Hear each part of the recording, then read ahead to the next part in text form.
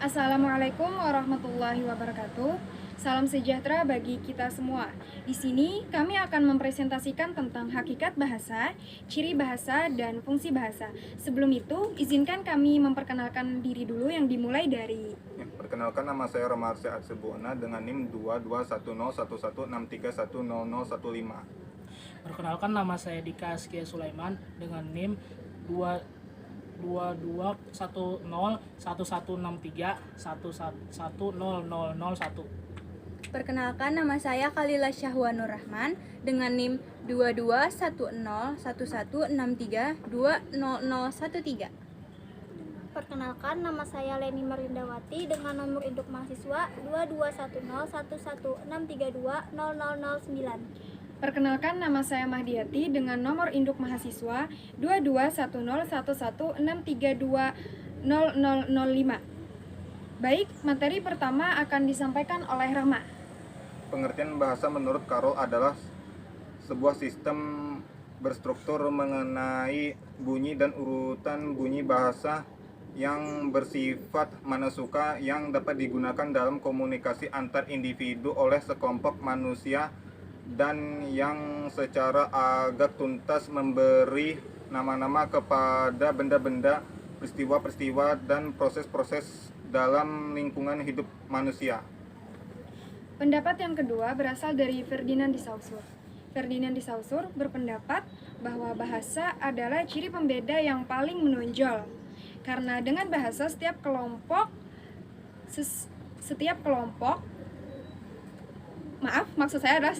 sosial merasa dirinya sebagai kesatuan yang berbeda dari kelompok sosial lainnya.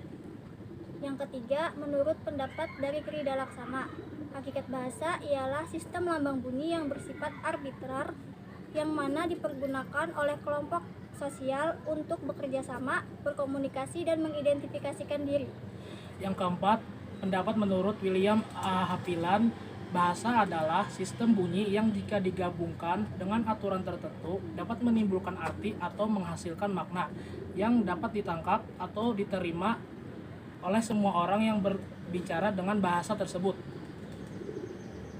Jadi, kesimpulan dari hakikat bahasa oleh para ahli adalah bahasa itu sifatnya manasuka yang konvensional, yang mana bahasa dipakai dan disetujui oleh suatu kelompok.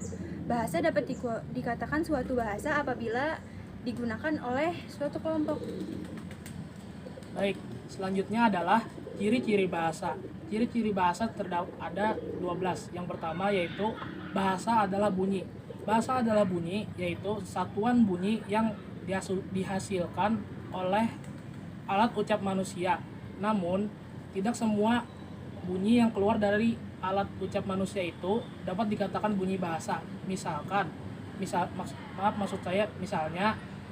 orang yang bersiul.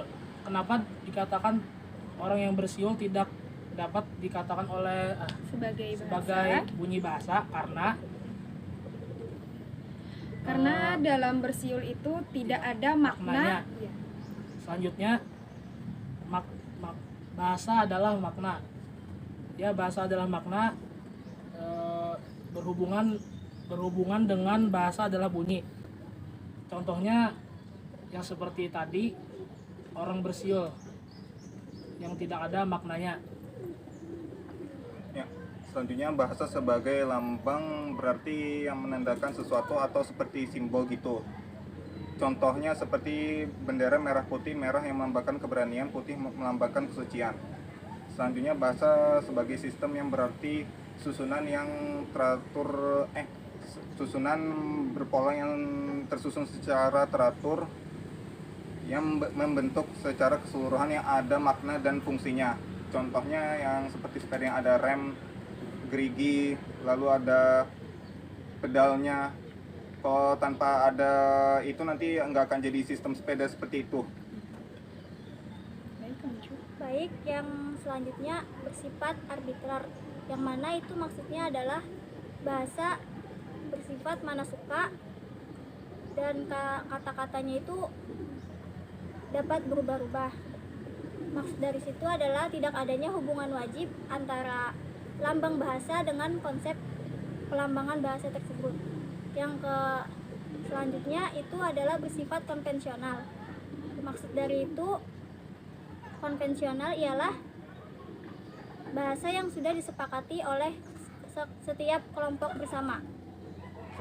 Baik, selanjutnya bahasa bersifat unik.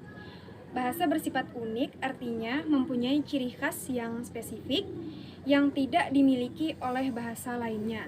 Bahasa bersifat universal artinya di mana bahasa selalu memiliki kesamaan dan kemiripan dengan seluruhnya. Bahasa bersifat bervariasi, yaitu bahasa artinya beragam atau banyak sekali macamnya. Kemudian, bahasa itu bersifat dinamis, artinya dapat berubah-ubah tergantung pada suatu kelompok tersebut masih menggunakan atau tidak. Lalu, bahasa itu produktif, contohnya seperti abjad. Abjad itu terbatas, akan tetapi menghasilkan kata yang hampir tak terbatas. Yang terakhir, bahasa itu manusiawi yang hanya digunakan oleh manusia. Yang selanjutnya adalah fungsi bahasa. Pada fungsi bahasa yang kami jelaskan yaitu pada bagian Finosiaro. Finosiaro itu ada 5 macam. Yang pertama personal, yaitu alat untuk mengungkapkan pikiran dan perasaan dalam bentuk sosial. Selanjutnya ada interpersonal, yaitu alat untuk mengungkapkan realitas sosial berkenaan dengan penulis dan pembaca. Selanjutnya, direktif. Arti fungsi bahasa secara direktif adalah alat penerima pesan, yang dimana bahasa dapat mempengaruhi orang lain baik secara emosi, perasaan, dan tingkah laku. Ya, selanjutnya, Setelah itu ada referensif. Referensif itu adalah bahwa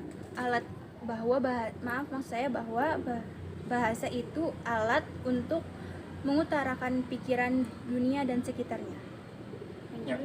Dan imajinatif. Imajinatif itu berarti mengungkapkan imajinasi seseorang dengan gambaran seseorang tapi tidak sesuai dengan realitas dan kenyataan dunia nyata. baik, sekian presentasi dari kami. Kalau ada kurang mohon dimaafkan. Wassalamualaikum warahmatullahi wabarakatuh.